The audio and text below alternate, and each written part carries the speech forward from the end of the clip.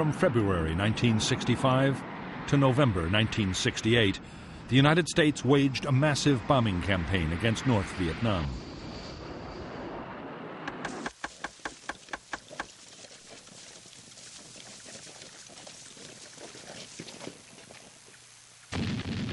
Operation Rolling Thunder sent American warplanes against heavily defended targets.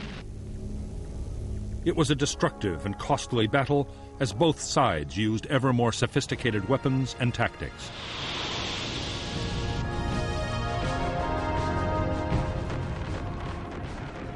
In Rolling Thunder, American aircraft dropped over 650,000 tons of bombs on North Vietnam. There were also massive operations in South Vietnam, supporting American ground troops and against communist supply lines and bases in Laos and Cambodia.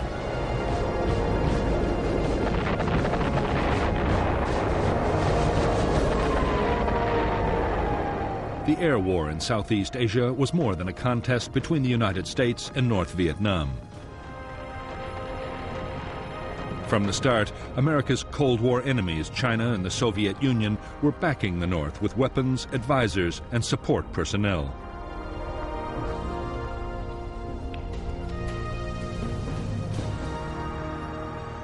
For U.S. leaders, that raised the most difficult question they had ever faced. Could the air war be won without sparking off a wider and infinitely more dangerous conflict?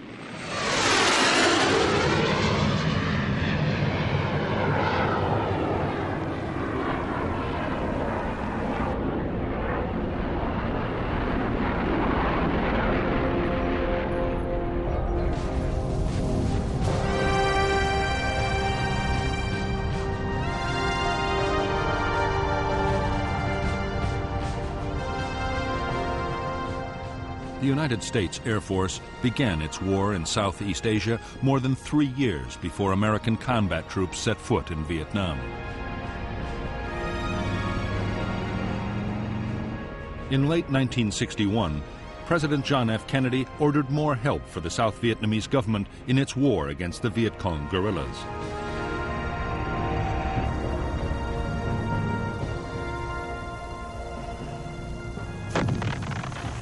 U.S. backing included new equipment and more than 3,000 military advisors and support personnel.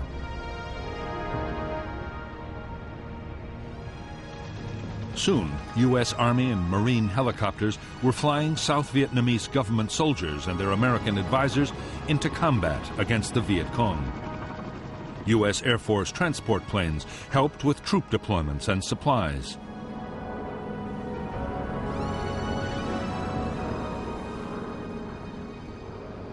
Meanwhile, reconnaissance aircraft searched for guerrilla units, and interceptors defended South Vietnamese airspace against North Vietnamese or even possibly Soviet or Chinese intruders. Amongst the first U.S. Air Force units sent to Vietnam was a small detachment of helicopters disguised in South Vietnamese markings. Under special rules of engagement, codenamed Farmgate, the aircraft were flown by U.S. personnel, but had to have a South Vietnamese Air Force officer on board. Unofficially, they were flying combat missions against the NLF.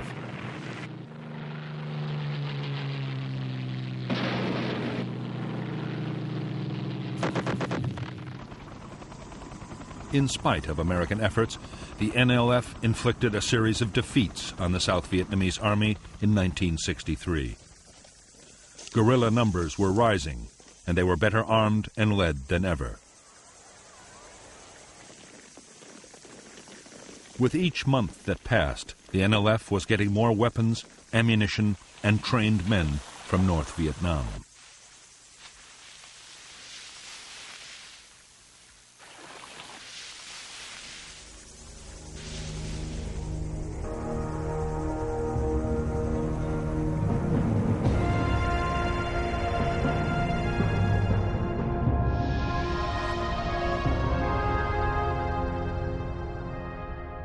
The main supply route from North Vietnam, the Ho Chi Minh Trail, ran inside Laos and Cambodia to the NLF's base areas in the south.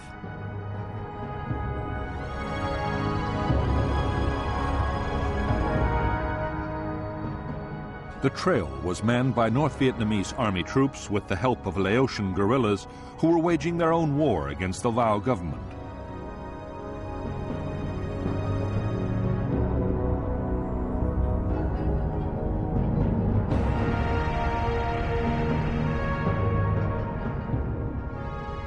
The NLF guerrillas were concentrated in the Mekong Delta, around Saigon, and in the central and northern parts of Vietnam.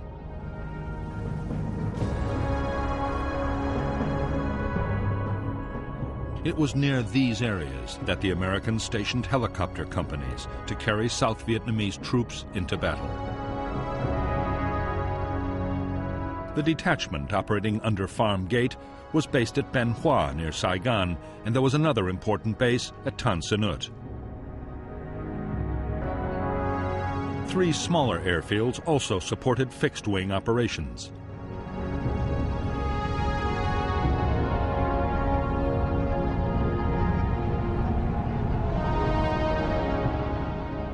By the end of 1963, Farm Gate pilots, soon known as Air Commandos, were flying more than 80 missions a week. They attacked Viet Cong base areas and river traffic, and were credited with killing hundreds, maybe thousands of guerrillas.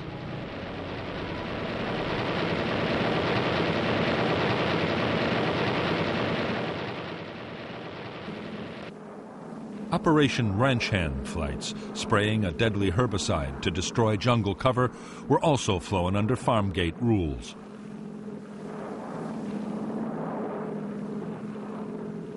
The spraying, which began in early 1962, cleared the vegetation alongside highways. Viet Cong ambushes would then be far easier to spot.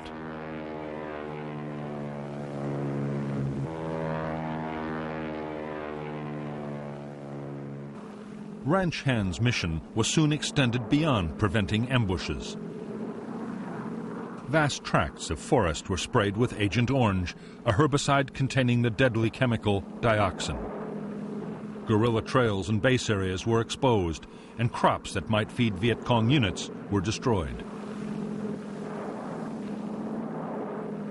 By the summer of 1971, Operation Ranch Hand had sprayed 11 million gallons of Agent Orange, containing 240 pounds of dioxin, and destroyed 6 million acres of South Vietnam. 1/7 of the country's total area was laid waste.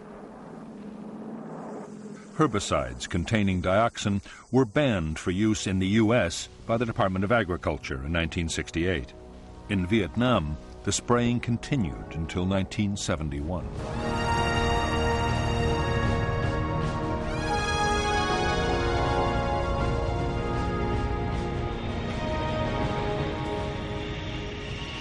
Between April and June 1964, American air power in Southeast Asia was massively reinforced. 2 aircraft carriers arrived off the Vietnamese coast. The move was prompted by an NVA offensive in Laos.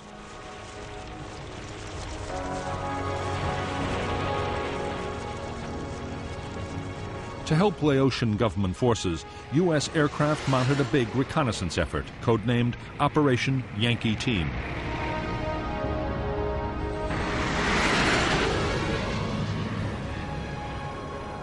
Soon after Yankee Team began, 2 Navy planes were lost to anti-aircraft fire over Laos.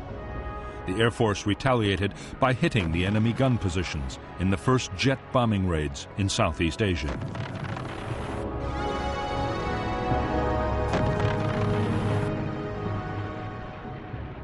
As well as photographing the activities of the Laotian guerrillas, American aircraft over Laos were monitoring the Ho Chi Minh Trail. It was clear that North Vietnam was sending more men and supplies to the southern guerrillas than ever before.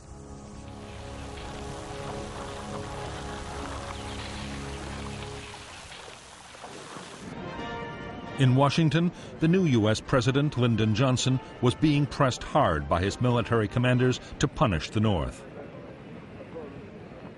So far, Johnson had refused to sanction official direct attacks on North Vietnam. However, covert attacks were being conducted over Vietnam near the Laotian border. It was an incident in the Tonkin Gulf that finally lit the fuse. In bad weather conditions, the captain of an American destroyer thought he was fired upon by North Vietnamese patrol boats, an attack that actually never happened. But on August 5, 1964, the president ordered retaliation.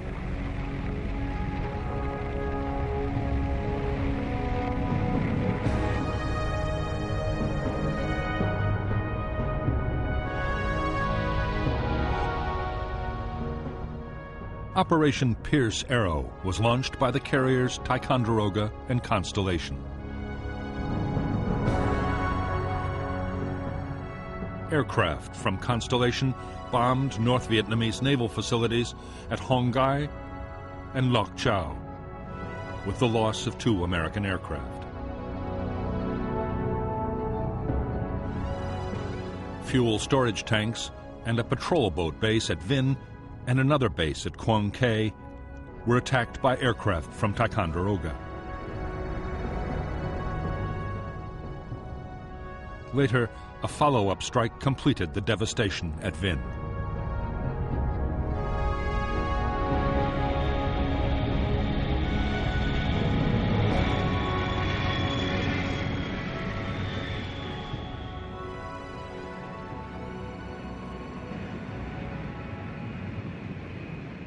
In North Vietnam, the American bombing raids immediately triggered a secret plan. For years, the North had been creating an air force with Soviet-built jet fighters. The force had been based in China. The day after the American bombings, the fighters were called home.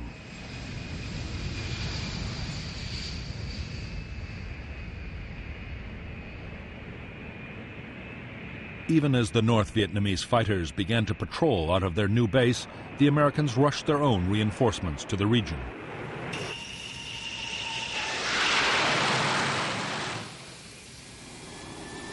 The Air Force deployed more than 70 planes to Vietnam and Thailand. The Navy sent 2 more carriers steaming towards the Gulf of Tonkin.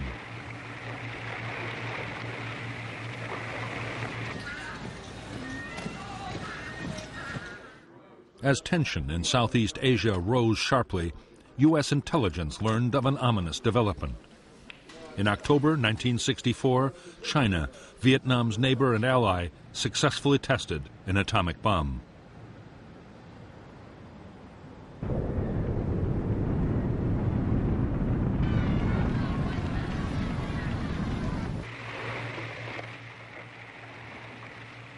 In the closing weeks of 1964, American aircraft launched a new campaign in Southeast Asia.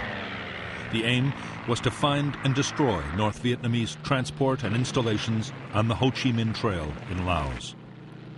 For the Americans, Operation Barrel Roll was the start of an attempt to cut off supplies to the NLF that would last for a full 8 years.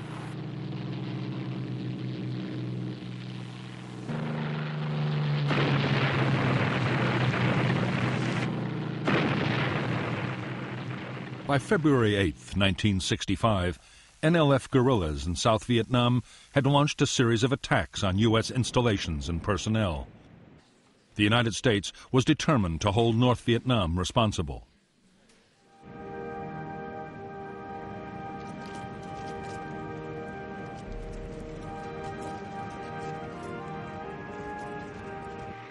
Carrier aircraft had been kept ready to retaliate if the president gave the order. On February 7, 1965, they were unleashed against North Vietnamese targets.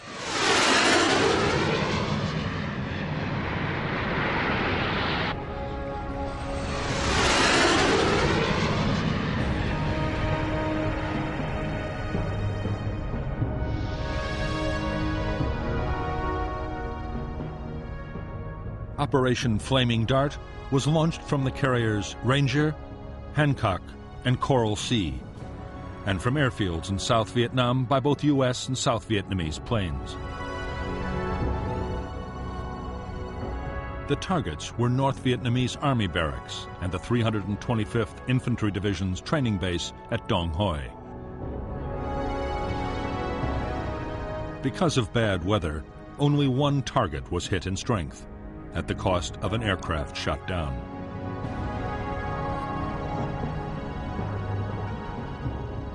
In the next 5 days, more retaliation raids again hit Army barracks.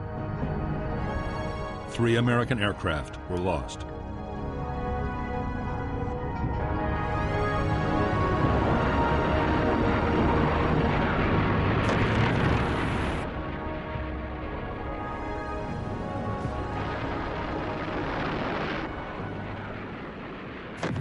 Up to now, the American airstrikes on the north had been in retaliation for particular incidents.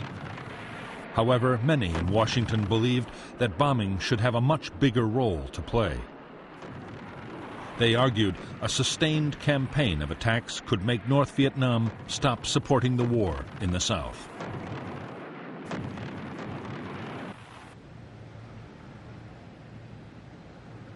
Military planners had long ago been given permission to prepare a major bombing offensive.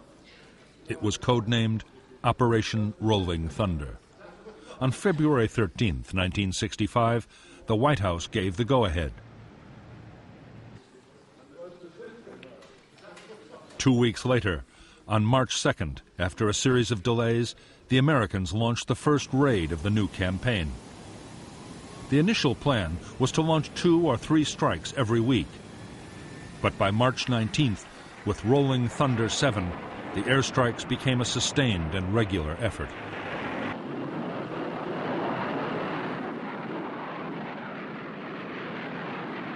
Rolling Thunder got off to an uncertain start.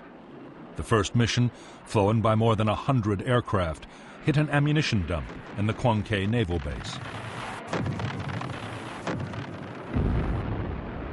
5 U.S. aircraft were lost. In the following weeks, North Vietnamese radar, railway bridges, and military bases were attacked, but more American aircraft were shot down. Already, it looked like an air war over North Vietnam might prove far more costly than anyone had expected.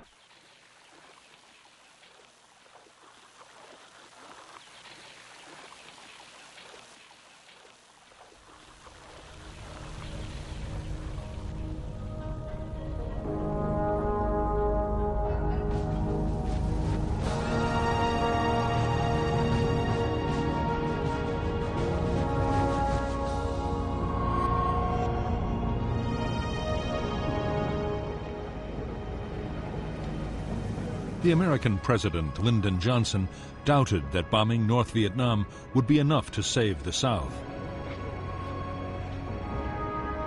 By now, he was resigned to using American troops to fight the guerrillas. The first combat units had already landed. Johnson's biggest worry, shared by his Defense Secretary Robert McNamara, was that bombing North Vietnam might spark off a much bigger war.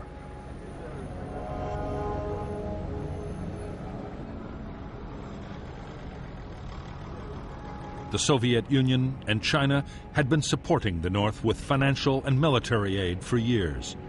If the American bombing was too fierce, they might be forced to come to its defense. After that, anything could happen.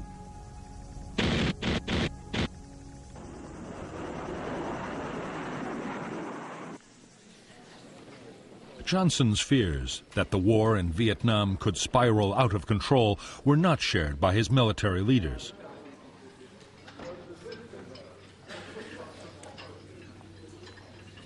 The Joint Chiefs of Staff did not believe that the Chinese or the Soviets would intervene, no matter how hard the U.S. hit the North. What they wanted was a quick and devastating campaign.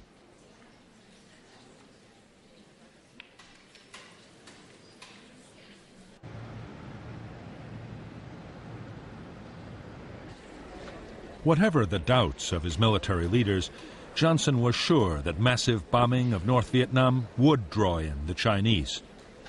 The only course the president could see was to keep strict control of the offensive himself. Each week, the list of targets to be struck would have to be approved by him at the White House.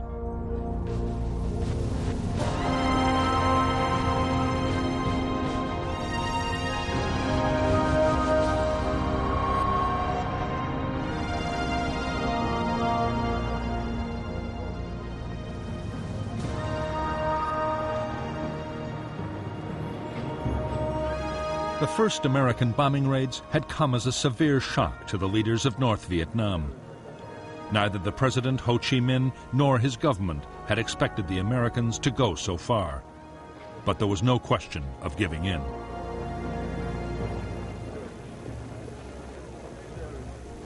On April 8, 1965, Premier Pham Van Dong replied to a peace overture from the American president with his own list of uncompromising demands.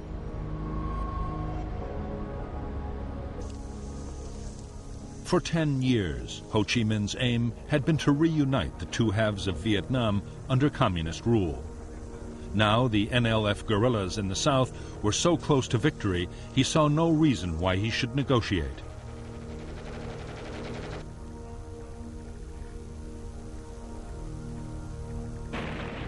The problem was, if the North were bombed into oblivion or invaded by American and South Vietnamese forces, all would be lost.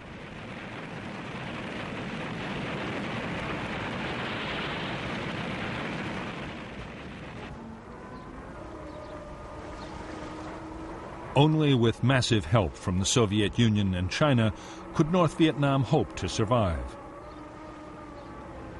The two superpowers had already given nearly $1 billion worth of aid over 10 years, but Ho was appealing urgently for more. Ho meant to play on the bitter rivalry between the two powers to get all the help he could.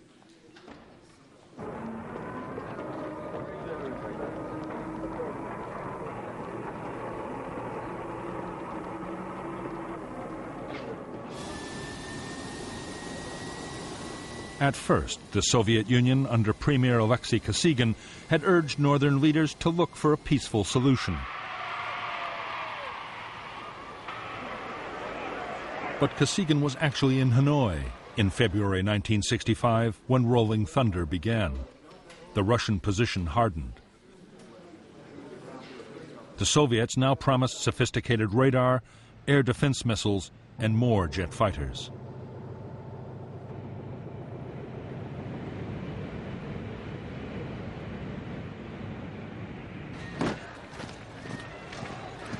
China, under its leader Mao Zedong, went much further than the Soviet Union. Mao promised to send combat infantry if the country were invaded.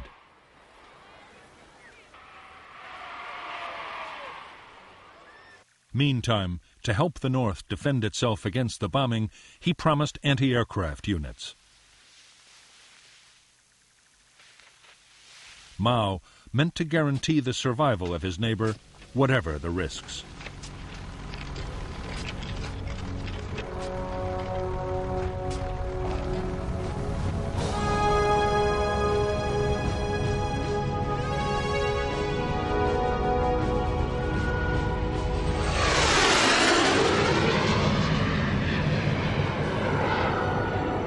From the start, the American bombing offensive against North Vietnam was meant to meet a whole range of different objectives. The military chiefs, including Admiral Sharp, the commander of U.S. Pacific Forces, wanted to wreck the North's capacity to make war.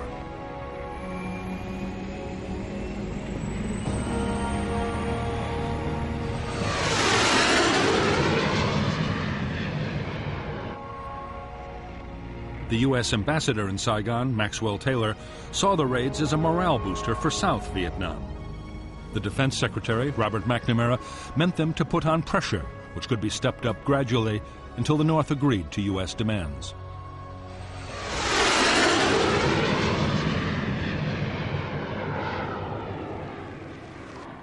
The first targets of the Rolling Thunder campaign had been chosen mainly for their political and psychological impact. However, to justify the mounting toll of lost pilots and aircraft, McNamara now wanted more concrete results. He argued that the campaign against North Vietnam should be much more closely linked to the war in the South.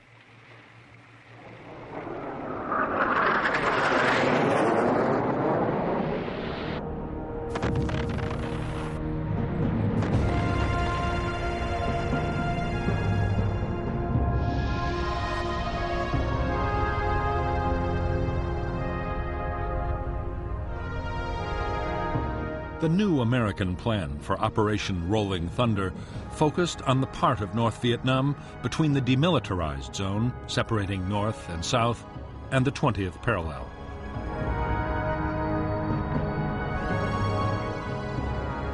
Inside this area, railway lines, bridges, and a vital rail yard at Vinh were all used to send supplies and reinforcements to guerrilla units in the south. These lines of communication were to be cut in a 3-week campaign which would steadily move north. Armed reconnaissance would then destroy the transport trapped by the broken bridges and rail lines.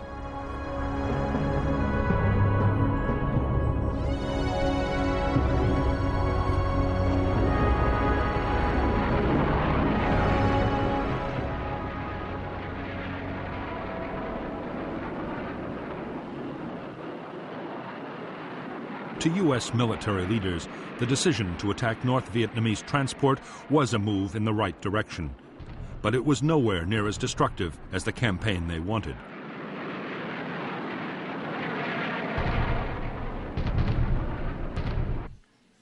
The Joint Chiefs still argued for an all-out offensive to destroy North Vietnam's military centers, air defenses, power stations, and ports.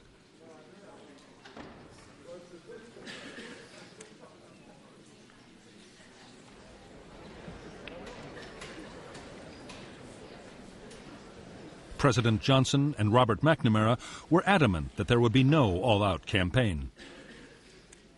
This was to be a limited war to achieve limited objectives. In any case, McNamara and other officials argued, the most valuable targets should be kept as hostages. To save those, North Vietnam would have to agree to negotiate.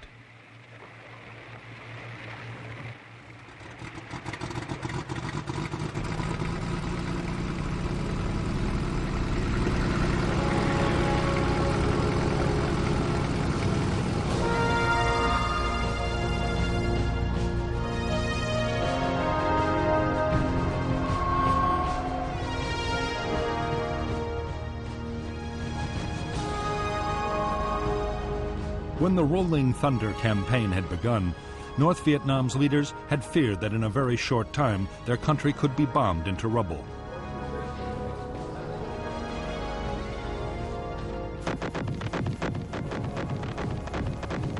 The air defense system was still primitive.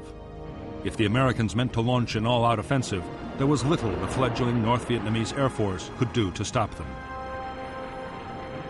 North Vietnam hoped that open support from its allies, particularly the Chinese, could save it from full-scale attack. There was every sign the Chinese meant what they said about coming to the North's aid if necessary. In fact, China was taking the situation in Vietnam so seriously it had changed its whole national defense strategy.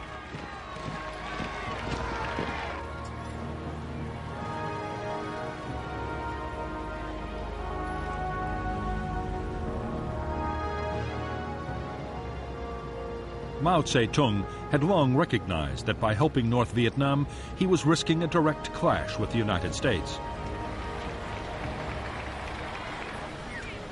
He was determined to prepare. Mao ordered a massive defense program to ensure China could withstand even a nuclear attack by the United States. He called it the Third Front, and by March 1965, it was already well underway.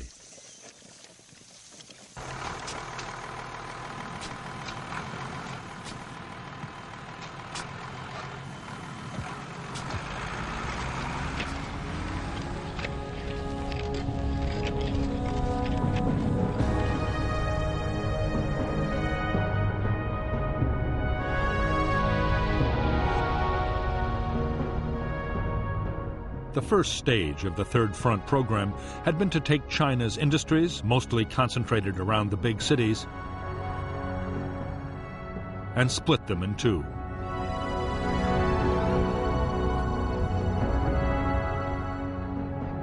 The duplicates were then moved deep into the interior.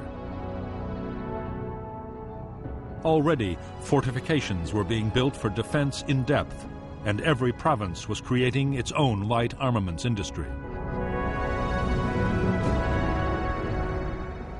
Meanwhile, North Vietnam's defenses against American bombing were also being reinforced.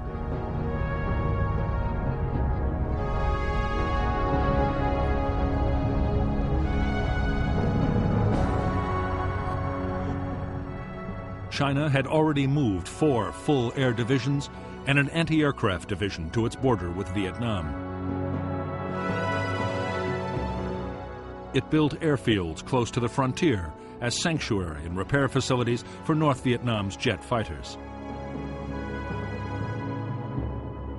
Inside Vietnam, new airfields would be built and old ones repaired.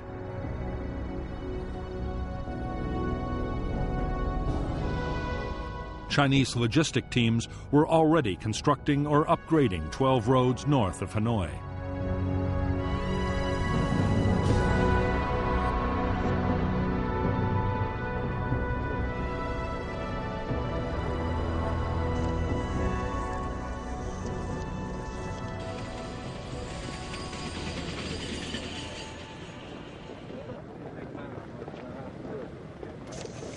In North Vietnam, full-scale mobilization was being carried out at a frantic pace. Many believed that an invasion might follow the air assault. 1 million people were organized into repair and construction teams. In a massive program, they dug thousands of miles of trenches and millions of single-person air raid shelters.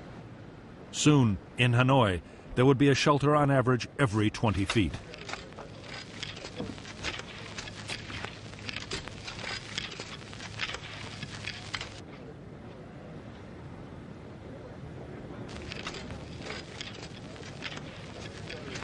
To the leaders of the North, building defenses and acquiring advanced weaponry was only one part of the strategy.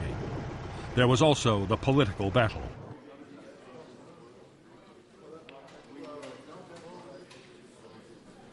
There would be a major propaganda offensive to pressure the Americans into restricting or even stopping their attacks.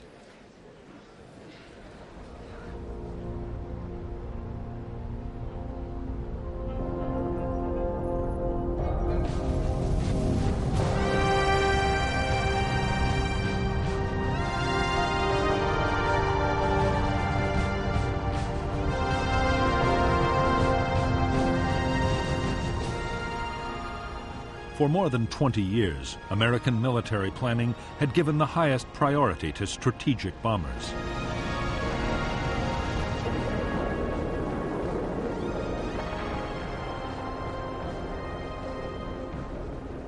The U.S. had built a huge force of long-range aircraft able to attack targets deep inside the Soviet Union with nuclear weapons. As the conflict with North Vietnam had intensified, Strategic Air Command had modified its giant B-52s to carry conventional bombs.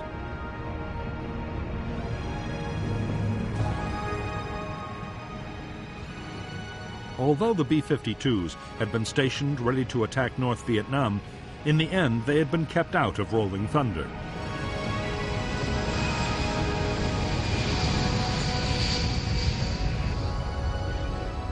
The White House believed that the massive high-altitude bombers were just too destructive. They could be seen as a massive escalation of the war.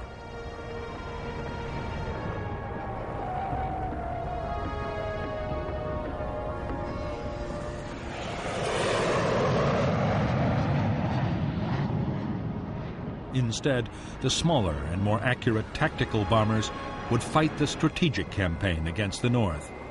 They would also carry out their normal role by supporting ground operations in South Vietnam.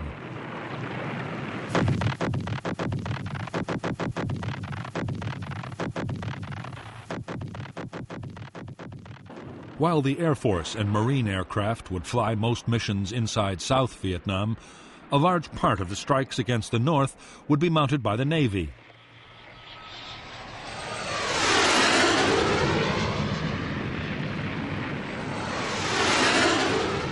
The U.S. Navy had 16 strike carriers and deployed more aircraft than all the world's other navies combined.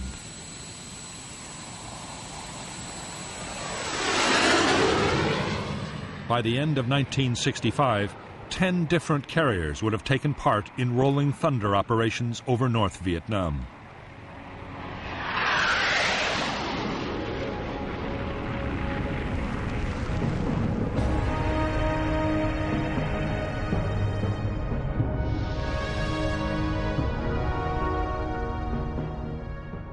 U.S. naval air power off Vietnam was under the command of Task Force 77.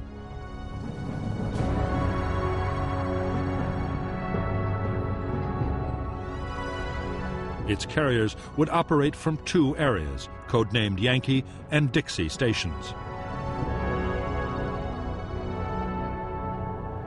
Aircraft from Yankee Station would attack targets in North Vietnam and Laos, while planes from Dixie would fly over South Vietnam.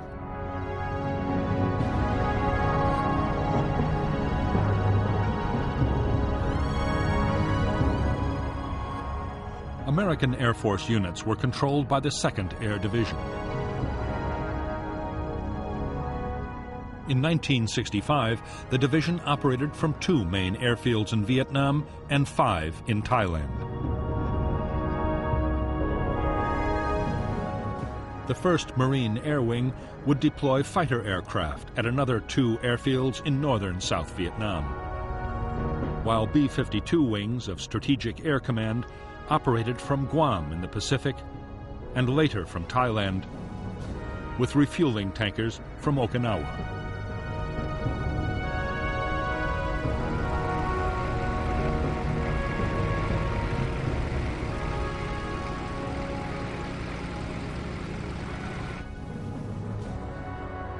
U.S. air commanders had a limited say in how the battle over North Vietnam was fought. The White House was not only choosing the targets, but deciding on almost every other detail of each attack. Washington specified the day and often the time of each mission, and sometimes even the type of bombs to be used.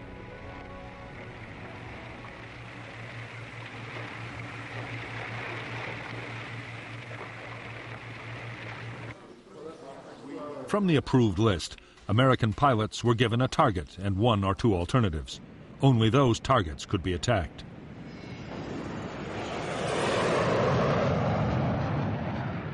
The monsoon weather was still enveloping North Vietnam, making some targets impossible to hit at the time specified in Washington.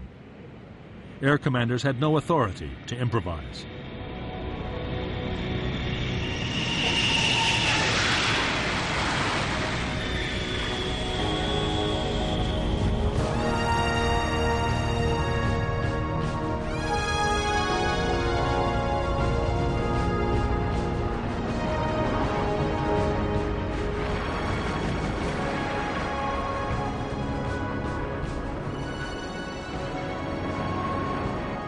The main burden of the U.S. Air Force's war against North Vietnam would fall on a single aircraft type.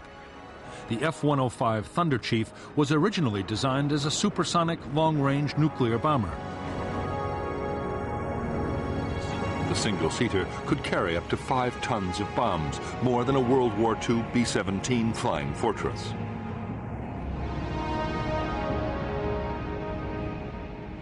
As a fighter escort and for light attack, the Air Force had the F-100 Super Sabre. The F-100 could carry almost 4 tons of bombs. It was also armed with air-to-air missiles and 4 20-millimeter cannon.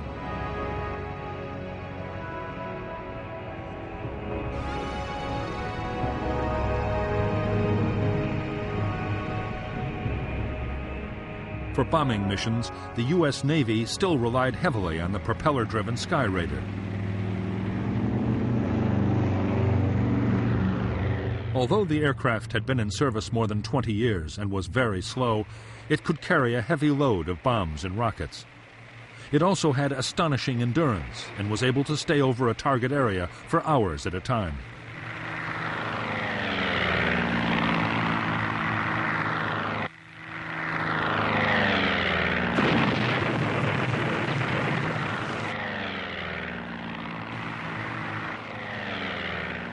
As Rolling Thunder developed, the Sky Raider would be gradually replaced in the Navy's attack squadrons by the A-4 Skyhawk. The Skyhawk could carry 4 tons of bombs, but it was a slow aircraft, able to reach only 670 miles per hour. Skyhawk raids were usually escorted by Crusader fighters, armed with both cannon and air-to-air missiles.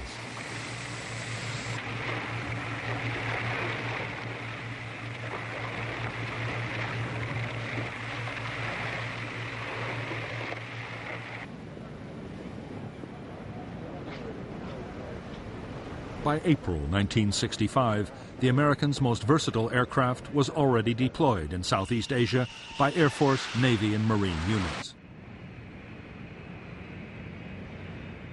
The F-4 Phantom was a big aircraft and was able to fly at more than twice the speed of sound, 1,400 miles per hour.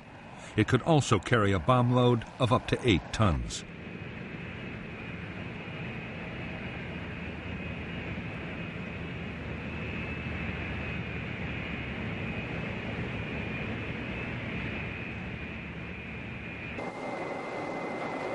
As Phantom units took on a bigger role in the war against North Vietnam, one unforeseen shortcoming would soon emerge. The F-4 had been designed to depend for self-defense on its missiles. It had never been fitted with cannon for close-range air combat.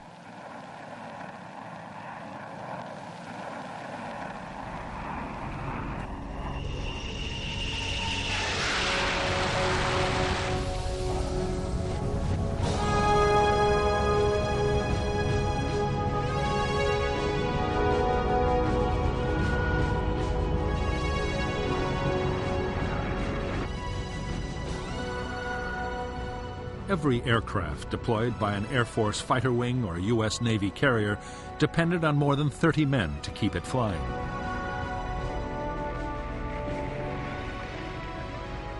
A carrier had a crew of around 4,000 crammed into the ship alongside planes, bombs, and stores. Because the carrier was operating 24 hours a day, the men worked in shifts up to 16 hours long.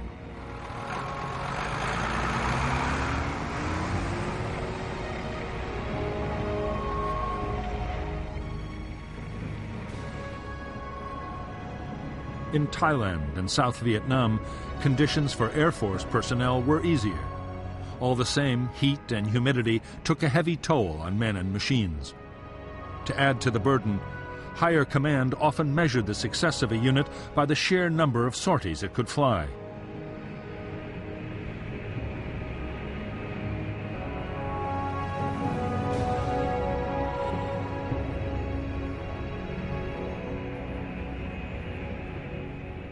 Whether Navy or Air Force, morale was high amongst the air crew who were going into combat over North Vietnam. Aircraft and pilots had been lost, and the enemy's air defenses were still being developed.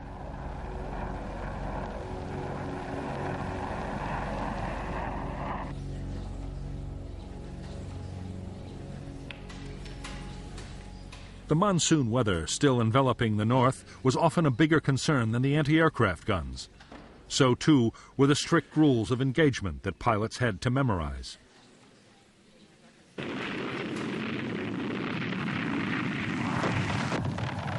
Washington had ordered that only confirmed military targets could be hit, and then never in civilian areas. Enemy aircraft had to be identified visually before they could be attacked, in case they were Chinese.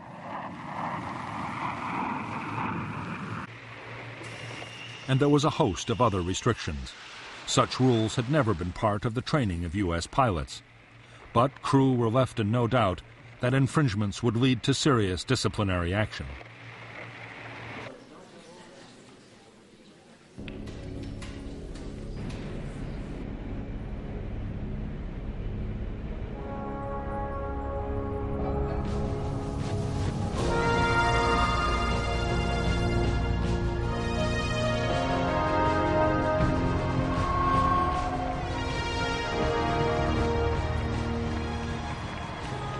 The North Vietnamese armed forces fielded 400,000 men in 13 regular divisions.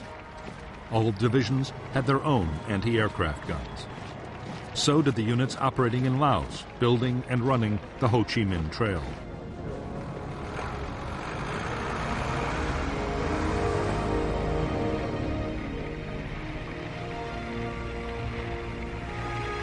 The Navy played a role in air defense too. Its fleet of East German gunboats was stationed on the sea and river approaches to important targets.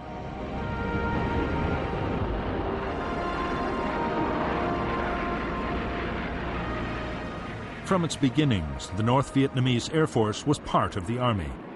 As well as its planes and a small number of helicopters, the Air Force controlled the Anti-Aircraft Command, a specialized anti-aircraft artillery formation. It also controlled an increasingly sophisticated early warning radar system supplied by the Soviet Union and China.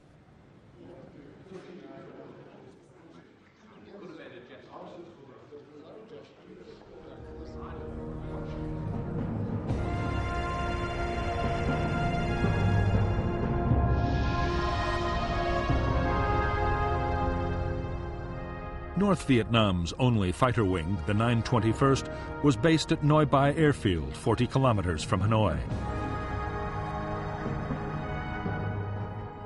A second wing, the 923rd, was planned for the airfield being built at Kep.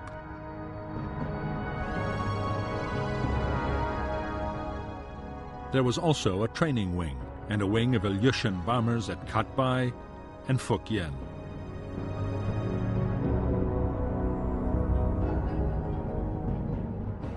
The anti-aircraft gun batteries of the Air Defense Force were organized into 4 brigades, concentrated around areas of strategic importance. The main road and rail junctions, the industrial centers around Hanoi and Haiphong, and the main supply routes to Laos and the south were most heavily defended.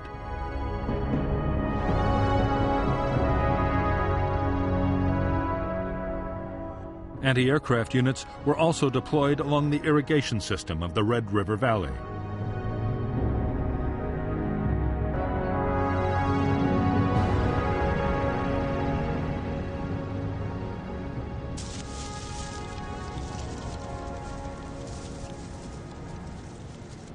Although North Vietnam's air defenses were still weak, they would soon become amongst the most formidable ever assembled anywhere. The plan was to coordinate the efforts of radar sites and observation posts, anti-aircraft guns, and the fighter interceptors.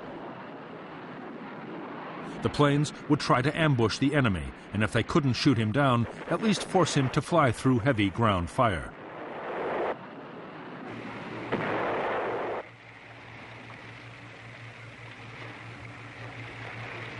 In the early days of the air battle, close cooperation between radar, guns, and fighters would not be easy to achieve. There were too many different anti-aircraft commands.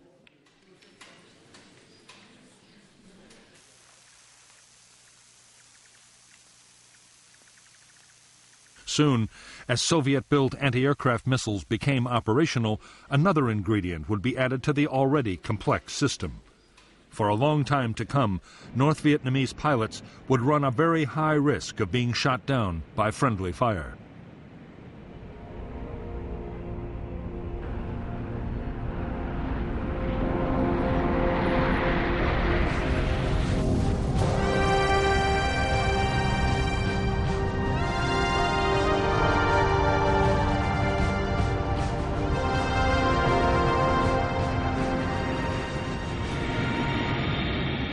The mainstay of the North Vietnamese Air Force was the MiG-17 jet fighter.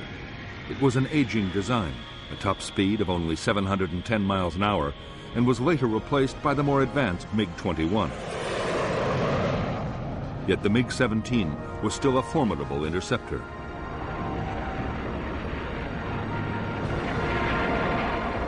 It was one of the most maneuverable jets ever built, and armed with 3 cannon, it was deadly in a dogfight.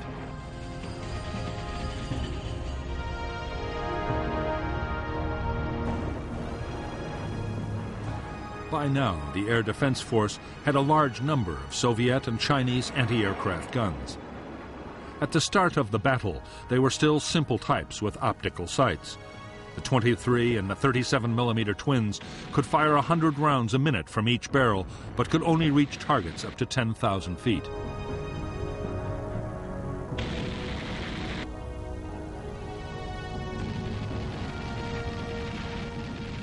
The bigger 57mm anti-aircraft guns had a ceiling of 18,000 feet. American pilots could avoid them by flying higher, but in the last moments of an attack, aircraft had to come in low. It was then that the 57mm was an extremely dangerous weapon.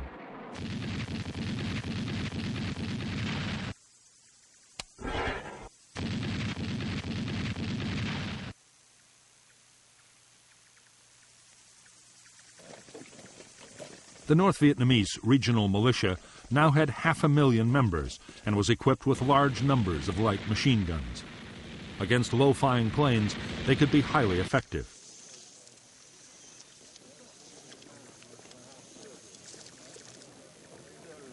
Militia were even taught to use their rifles against enemy raiders, as even a chance hit by a single bullet could bring down a $1 million aircraft in flames.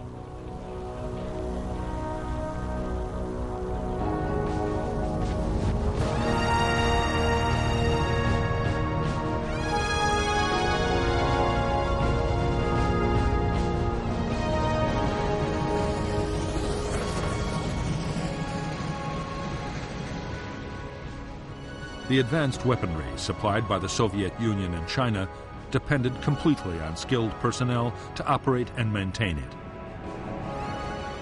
North Vietnam was an agricultural country with little industry. 200 North Vietnamese Air Force technicians had been trained in China, but it was barely enough.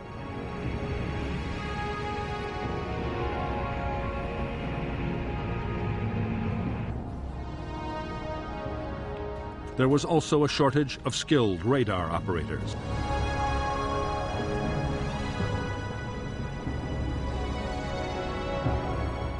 From the start of the American attacks, the pilots of the 921st Fighter Wing had been keen to get into combat.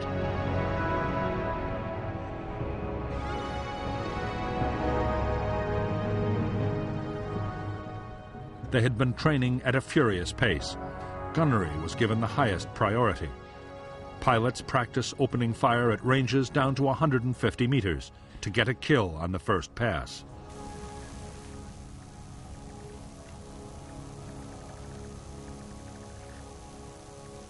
All the time, the emphasis was on close-in engagements to make the most of the MiG-17's agility. At the same time, the Air Force was training the next batch of pilots as fast as it possibly could.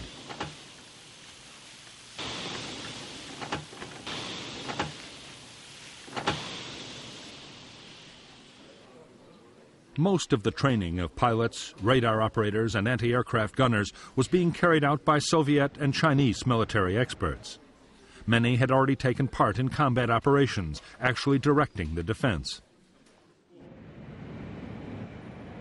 At a higher level, behind the scenes, there were Soviet and Chinese staff officers working to improve the performance of every branch of the North Vietnamese armed forces.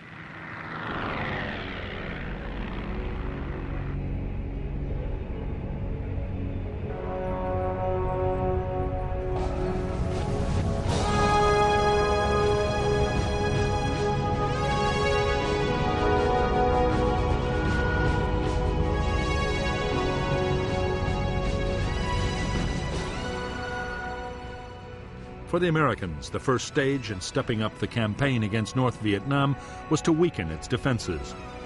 In the last week of March 1965, U.S. attack planes from the carriers Hancock and Coral Sea hit key North Vietnamese radar sites.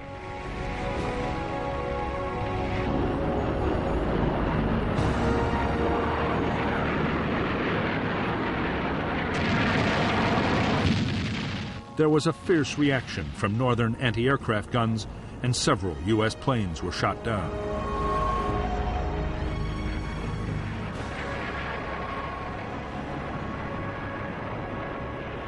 As the Rolling Thunder campaign built up, the attacks did boost the confidence of the South Vietnamese government. Government forces were doing better on the battlefield, too. Even so, in Washington, the mood was bleak. On March 29, 1965, NLF guerrillas launched a daring bomb attack on the American embassy in Saigon.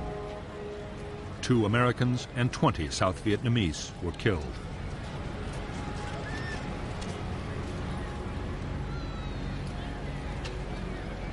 To many in Washington, the attack seemed to underline the need for much stronger measures to be taken in Vietnam.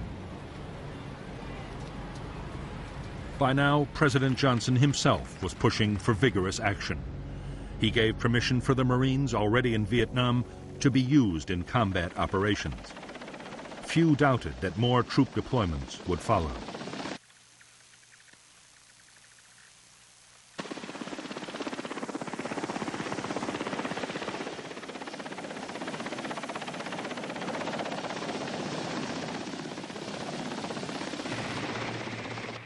Soon, U.S. aircraft would be faced with 2 missions in Southeast Asia: the continuing campaign against North Vietnam and supporting U.S. troops in a sharply escalating ground war.